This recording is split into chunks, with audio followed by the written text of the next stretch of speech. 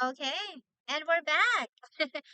All right, so another part of the interview involved teaching verb tenses, specifically the difference between I live in Ho Chi Minh City and I am living in Ho Chi Minh City. The assessor asked me to explain how I teach present continuous versus present simple, as these two tenses are often confused by students. He also talked about pidgin language and asked how I would help students who use this in class.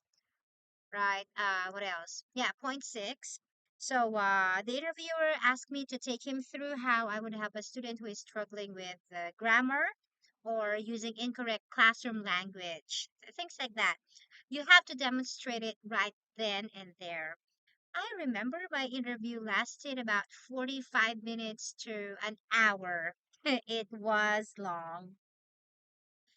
All right, then at point seven, he asked me what I knew about the CELTA course, and he also explained some important details like the timetable, the tutors, grading criteria, the four assignments, and the feedback process, which you can also see here. Okay. He mentioned at the time that there are two levels of students we'd be teaching for our teaching practice. And at that time, we had elementary and intermediate levels. Now, this doesn't mean that the students were in elementary school. Instead, it refers to their English proficiency level. For example, elementary corresponds to A1 or A2 on the CEFR scale, if you are familiar with the Common European Framework of Reference for Languages. So there's pre A1 until C2, English qualifications. All right, so number eight. Oh, yes, at point eight. We discussed how CELTA is a practical course, and the goal is to gain practical teaching techniques. I believe I already mentioned some of these details earlier. The course is really about getting students to interact since I'll be studying with different people. There were 10, 12, yeah, 10 of us in the class at that time. Some of my classmates had little to no teaching experience because they studied something else for their bachelor's degree. Okay, so moving on to point eight. Point nine. Oh yeah, that's pretty much covers it for point eight. For point nine, which I loved, he asked me to spell a few words. Goodness. I remember spelling words like rhythm, bureaucracy, foreign, and misspell. And of course, I spelled all of them correctly. After that, we moved on to my strengths and weaknesses. He talked about my pre interview tasks, mentioning that I had good understanding of grammar and some grammatical terminology. Then he asked me about the challenges I've faced in the classroom so far, and I gave three examples along with what I did to address them. For point 10, okay, um, we talked about time management skills, which are, super important. I remember that for our teaching practice, each class was about 45 minutes long, and I struggled a bit to fit everything I wanted to teach within that time. Well, there's a topic is given to you, and you have to teach that. So we weren't able to choose what we want to teach. All right. He asked me to recall a situation where I really needed to use time management skills, which was, of course, I think, which is a skill that is important in everything we do. This is something personal for everyone, right? How you manage time, how you adapt, and whether you're still working on it. Then we discussed feedback. Number 11. Feedback in the course is very direct. You what you see is what you get. He asked how I felt about receiving feedback and mentioned that there's a a clear set of criteria to follow when tutors give it. He also brought up a scenario where even if I work really hard on a task, um, I might still fail. Yeah, that's why there's fail in the results. Um, he asked, "How would you feel about that, Grace?"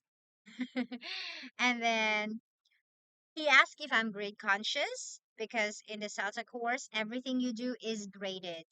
You get feedback all the time, so you always know how you're progressing. One thing he said that really stuck with me was no one leaves this course unscathed. And he also said that the trick is just to get up and keep going. Yeah, get up and keep going. That stayed with me. At this point, some of you may wonder whether it's important to master grammar before taking the course. Okay. Hence, this suggested readings. Okay.